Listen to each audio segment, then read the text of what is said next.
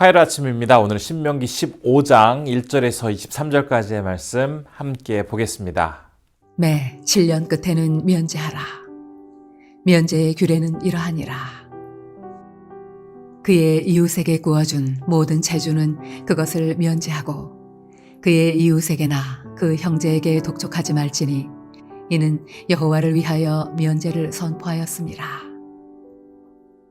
이방인에게는 내가 독촉하려니와 내 형제에게 구워준 것은 내 손에서 면제하라. 내가 만일 내 하나님 여호와의 말씀만 듣고 내가 오늘 내게 내리는 그 명령을 다 지켜 행하면 내 하나님 여호와께서 내게 기업으로 주신 땅에서 내가 반드시 복을 받으리니 너희 중에 가난한 자가 없으리라. 내 하나님 여호와께서 내게 허락하신 대로 내게 복을 주시리니 내가 여러 나라에 구워줄지라도 너는 꾸지 아니하겠고 내가 여러 나라를 통치할지라도 너는 통치를 당하지 아니하리라. 내 하나님 여호와께서 내게 주신 땅 어느 성읍에서든지 가난한 형제가 너와 함께 거주하거든 그 가난한 형제에게 내 마음을 완악하게 하지 말며 내 손을 움켜쥐지 말고 반드시 내 손을 그에게 펴서 그에게 필요한 대로 쓸 것을 넉넉히 구워주라. 삼가 너는 마음에 악한 생각을 품지 말라. 곧 이르기를 일곱째 해 면제년이 가까이 왔다 하고 내 궁핍한 형제를 악한 눈으로 바라보며 아무것도 주지 아니하면 그가 너를 여호와께 호소하리니 그것이 네게 죄가 되리라. 너는 반드시 그에게 줄 것이요 줄 때에는 아끼는 마음을 품지 말 것이니라. 이로 말미암아 내 하나님 여호와께서 내가 하는 모든 일과 내 손이 닿는 모든 일에 내게 복을 주시리라. 땅에는 언제든지 가난한 자가 그치지 아니하겠으므로 내가 네게 명령하여 이르노니 너는 반드시 내 땅 안에 내 형제 중 곤란한 자와 궁핍한 자에게 내 손을 펼지니라. 내 동족 히브리 남자나 히브리 여자가 내게 팔렸다 하자. 만일 6해 동안 너를 섬겼거든 7째 해에 너는 그를 놓아 자유롭게 할 것이요 그를 놓아 자유하게 할 때에는 빈손으로 가게 하지 말고 내 양 무리 중에서와 타작마당에서와 포도주 틀에서 그에게 후히 줄지니 곧 내 하나님 여호와께서 내게 복을 주신 대로 그에게 줄지니라. 너는 애굽 땅에서 종 되었던 것과 내 하나님 여호와께서 너를 속량하셨음을 기억하라. 그것으로 말미암아 내가 오늘 이같이 내게 명령하노라.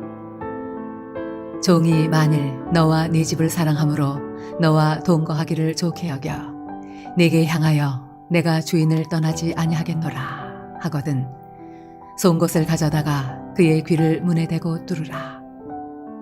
그리하면 그가 영구히 내 종이 되리라. 내 여종에게도 그같이 할지니라. 그가 6해 동안에 품꾼의 삭세 배나 받을 만큼 너를 섬겼은즉 너는 그를 놓아 자유하게 하기를 어렵게 여기지 말라. 그리하면 내 하나님 여호와께서 내 범사에 네게 복을 주시리라. 내 소와 양의 처음 난 수컷은 구별하여 내 하나님 여호와께 드릴 것이니 내 소의 첫 새끼는 부리지 말고 내 양의 첫 새끼의 털은 깎지 말고 너와 내 가족은 매년 여호와께서 택하신 곳 내 하나님 여호와 앞에서 먹을지니라. 그러나 그 짐승이 흠이 있어서 절거나 눈이 멀었거나 무슨 흠이 있으면 내 하나님 여호와께 잡아들이지 못할지니 내 성중에서 먹되 부정한 자나 정한 자가 다 같이 먹기를 노루와 사슴을 먹음같이 할 것이요 오직 피는 먹지 말고 물같이 땅에 쏟을지니라. 앞장인 신명기 14장 후반부에서 이스라엘 백성들에게 농작물을 통해 얻은 그 소산물에 매해마다 11조를 드리라는 말씀이 있었습니다. 그리고 매 3년마다 드려지는 11조는 소외되고 어려운 사람들을 돕기 위해 사용하라라는 그런 말씀을 지난 시간에 살펴보았는데요. 오늘 본문인 15장은 매 7년 끝에는 이라는 또 다른 시간에 대한 이야기로 시작되고 있는 것을 확인해 볼 수 있습니다. 매 7년이 되는 해마다 다른 사람들의 빚을 면제해 주라라는 내용이 있는데요. 이는 6년간 진 빚을 7년이 되는 해 모두 다 없애준다라는 그런 의미라기보다는 6년 동안에 그 사람이 갚아야 할 그 빚이 아직 못 갚은 채 남아있다면 7년이 되는 해에 그것을 다시 연장해주고 또 이것을 계속해서 연장해주다가 7번째 7년이 되는 희년에 아직 갚지 못한 빚이 여전히 남아있을 때 그때 모든 빚을 완전히 다 없애준다라고 해석을 하고 있는 부분입니다. 그런데 이렇게 하도록 하는 목적은 4절 말씀에서 밝히고 있는 것처럼 백성 중에 가난하고 어려운 사람이 없도록 하기 위한 그러한 목적이었는데요. 하지만 모세 역시 11절 말씀을 통해서 실제로 이런 제도가 있지만 어려운 사람들이 완전히 사라지기가 어렵다는 사실을 인정하고 있습니다. 불쌍하고 참 소외되고 힘든 사람들을 위해서 그들을 보호해주기 위한 장치가 마련은 되어 있지만 실제로는 계속해서 가난하고 힘든 사람들이 존재하고 있었기 때문에 그들을 위한 도움의 손길 역시 지속적으로 유지되어야 한다라고 모세는 이야기하고 있습니다. 그래서 이 말씀 속에는 단지 그 어려운 사람들을 돕는 것은 재정적으로 그들을 지원하는 것 이상의 중요한 의미가 있다라고 하면서 7절부터 11절 말씀을 통해서 사람들의 마음이 열리고 결국 그들의 손이 움직여 나누게 되어지는 그런 단계로 나가야 한다라고 3번씩이나 강조하면서 다른 사람들을 돌보는 일이 얼마나 중요한지를 계속해서 이야기하고 있습니다.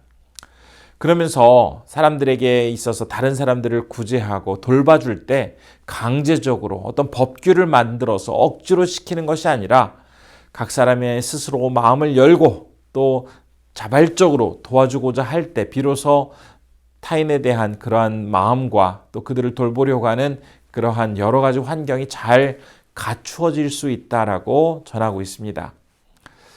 그러면서 상대방을 도울 때 아까워하거나 궁색하게 하지 말고 최선을 다해 기쁨으로 섬길 때에 그 사람의 모든 행동을 다 보시는 그 하나님은 손에 닿는 모든 일에 복을 허락해 주실 것이다라고 10절 말씀을 통해서 약속해 주는 내용 또한 우리가 오늘 말씀을 통해서 바라볼 수가 있습니다. 이렇게 본문 11절까지의 말씀은 우선 어렵고 힘든 사람들을 어떻게 대해 주고 그들을 어떻게 보호해 주는지에 대한 가르침을 전한 뒤에 이제 12절부터 18절 말씀 속에는 이와 이어지는 말씀으로 종으로 데리고 있던 사람들을 어떻게 다뤄야 하는지에 대한 내용이 나오고 있습니다. 종으로 데리고 있던 사람 역시 7째 해가 될 때에 그 사람들을 풀어주어서 자유의 몸이 되도록 하라라고 증거하고 있는데요. 근데 그때 풀어줄 때에 그냥 빈손으로 보내지 말고 주인이 가지고 있는 것의 일부를 종으로 섬겼던 사람에게 나눠주라라고 가르치고 있습니다. 사실 이스라엘 백성들은 이집트에서 몇백 년간 노예로 살아왔죠. 그랬던 그들이 이제 가나안 땅에 들어가서는 오히려 노예를 두고 살아가게 됩니다. 이렇게 상황의 변화에 대해서 노예를 부리고 있다는 것을 부정적으로 평가할 수도 있겠지만 모세는 여러 가지 이유로 인해서 생기게 노예 제도 그리고 종을 두게 되었을 때 그들 역시 하나님의 형상을 따라 지어진 소중한 존재이기 때문에 정말 최선을 다해서 그들을 대해주고 또 일정한 시간이 지나면 자유인이 될 수 있도록 해주고 또 그때의 주인이 가지고 있었던 재산을 얼마라도 나누어 주어서 그 사람이 잘 정착할 수 있도록 살아갈 수 있도록 도와주라라고 전하고 있습니다. 당시에 이 종은 주인의 재산의 일부였기 때문에 주인에게 있어서 7년째 되는 해에 그 종들을 자유롭게 놓아주는 것은 참 재산상의 손해가 나는 일이었습니다. 그러나 이 말씀에 순종하게 될 때에 18절의 말씀에서 전하고 있는 것처럼 하나님은 더 큰 복을 허락해 주실 것이다 라고 하면서 주인된 사람들에게 결단하고 그 종된 사람들을 자유롭게 풀어주라라고 약속의 말씀을 전하고 있습니다. 신명기 17장 말씀을 쭉 읽어가다 보면 이 18절의 말씀 이외에도 4절과 5절 그리고 6절, 10절 말씀에서 하나님 명령을 지킨다라는 것이 우선은 희생이 필요하고 또 결단이 필요하고 또 어떻게 보면 손해처럼 여겨질 수 있지만 시간이 지나고 나면 그 말씀에 순종하게 되었을 때 그 사람에게 정말 엄청난 큰 복이 임하게 될 것이다라고 계속해서 반복적으로 강조하고 있습니다. 그 의미는 참 쉽지 않고 때로는 그렇게 결단하는 것이 많은 희생이 필요한 것은 분명하지만 하나님께서 그러한 희생의 결단을 두고 나아가는 사람들에게 반드시 큰 복을 더 이상의 것을 허락해 주실 것이다라는 것을 수차례 강조하여 전해주고 있는 것입니다. 이제 본문 말씀은 마지막 부분인 19절에서 23절에서 동물이나 사람의 처음 난 것을 구별하여서 하나님께 드리라라고 전하고 있습니다. 이집트에서 이스라엘 백성들을 이끌어내실 때에 이제 바로에게 마지막으로 내린 재앙이 바로 10번째 재앙, 처음 난 것을 다 치는 재앙이었죠. 그때도 우리가 알 수 있었던 것처럼 첫 번째는 대표성을 지니고 있고 굉장히 중요한 존재로 여겨지고 있었습니다. 따라서 첫 번째 동물, 첫 번째 사람을 하나님께 드리라는 말씀은 가장 중요한 것, 특별한 것, 구별된 것, 최고의 것을 온전하게 하나님께 드려야 한다라는 의미이기도 합니다. 하나님은 우리에게 제발 좀 달라고 구걸하시는 분이 아니시죠. 억지로 우리가 마지못해 드렸을 때 주었으니 무조건 고맙다라고 받으시는 분도 아니십니다. 우리가 오늘 17장 전체에서 확인할 수 있었던 것처럼 우리 하나님은 우리에게 무엇인가를 받아내려고 하시는 분이 아니라 오히려 우리가 그 말씀에 순종할 때에 모든 일들 가운데 우리의 손이 닿는 그곳에 당신의 복을 풍성히 내려주기를 원하시는 분이십니다. 그런 하나님께 만일 내가 무엇인가를 드릴 수 있다면 그것은 감사하는 마음으로 가장 좋은 것을 드려야 할 것이고 가장 깨끗하고 구별된 것 그리고 온전한 것으로 하나님 앞에 드려야 하지 않겠습니까?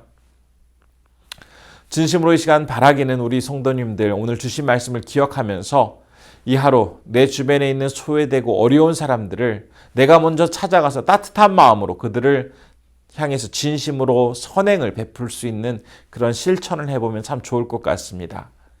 그리고 우리의 시간과 물질, 정성, 마음 무엇이 되었든지 하나님께 드릴 때에 구별되고 깨끗한 것으로 정성스럽게 온전히 드리게 될 때 하나님이 약속하신 그 많은 복을 또한 오늘의 삶 속에 또 우리의 인생 가운데 충만하게 경험하게 될 수 있을 것입니다. 하나님의 은혜가 우리 성도님들의 삶 가운데 더욱더 풍성하게 나타나기를 진심으로 바랍니다. 이 시간 기도할 때 첫 번째로 내 것을 나누는 것이 처음에는 손해처럼 보이겠지만 궁극적으로는 하나님의 복이 임하는 통로가 된다는 사실을 기억하며 주변 사람들을 주님의 마음으로 온전히 섬기게 하여 주옵소서라고 기도해 주시고요. 두 번째로 태국의 김동현 백종욱 선교사님 인턴인펀 센터를 통해서 청소년들에게 복음을 잘 전할 수 있도록 인도해 달라고 기도해 주시기 바랍니다. 기도하겠습니다.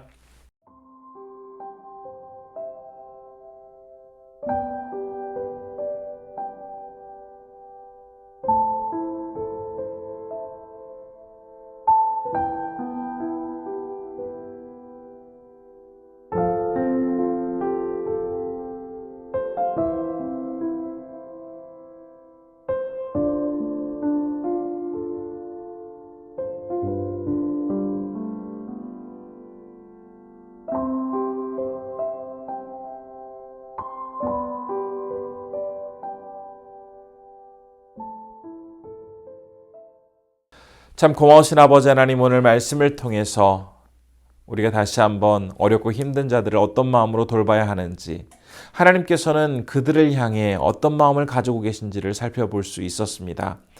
우리 주변에 여전히 존재하고 있는 소외된 자들, 힘든 자들, 고통받는 자들 그들을 향한 하나님의 관심을 우리가 깨닫게 하여 주시고 우리가 할 수 있는 최선의 것으로 베풀며 나누며 또한 주님의 마음으로 섬길 수 있도록 붙잡아 주옵소서.